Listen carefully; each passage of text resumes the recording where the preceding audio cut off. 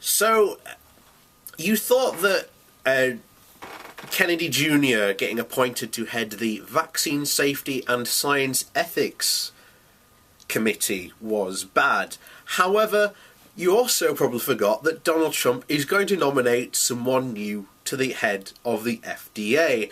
And this is only also going to end up incredibly bad as well, because, quite frankly, the candidates are just absolutely awful.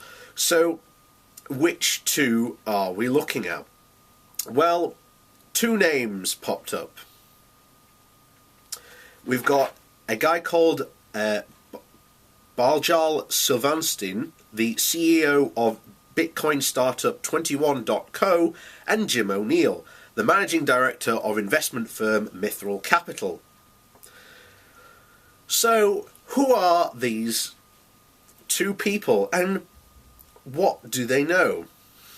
Well, let's start with, quite frankly, why they're both as bad as each other.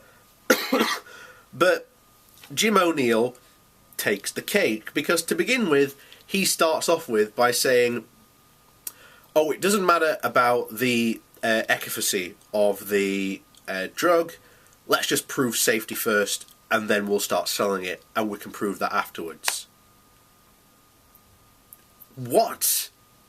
So this guy finds no problem with saying, oh, I want to... if someone went up to him and he was head of the FDA, someone could go up to him and said, I've got this new drug. It cures, whatever, leaky gut. And... or heart disease, or whatever. You know, name your illness of choice.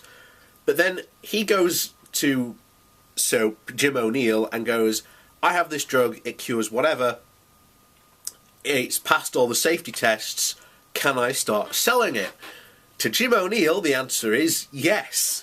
So now you have a drug on the market that has passed safety tests, and for all intents and purposes could literally be a sugar pill, but not have proved any of its efficacy tests. Meaning, does the drug actually work? This is awful. That is the worst news ever you could ever think to have. And it just gets even worse, because who's the next guy?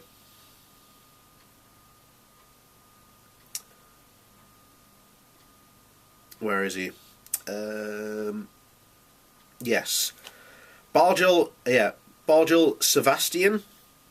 Well, he has literally put on Twitter that he deleted, by the way. He's deleted a lot of his tweets. In fact, when this was announced that he might be in consideration, he deleted a lot of his tweets that he'd said about the FDA. However, remember, the internet never forgets. And what has people discovered about his deleted tweets? Well, Mr. Sivan, or Shivastin, I think, I don't know how you pronounce it, but he basically went on to say, I think what we need is a Uber drug comparison, or a Yelp of drugs. Yes, this guy thinks that in the age of Dr. Google, where people continually go on the internet and try and self-diagnose themselves with no real expertise, he thinks that they should set up a Yelp for drugs so that people can then give themselves drugs that they have self-diagnosed themselves of. That is just as bad.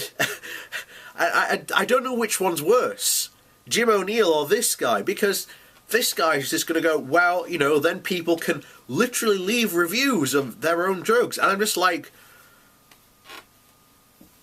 but they're not experts. They don't know. You know, the drug might have worked for them. It might have worked for them, but they might have not realised it worked for them.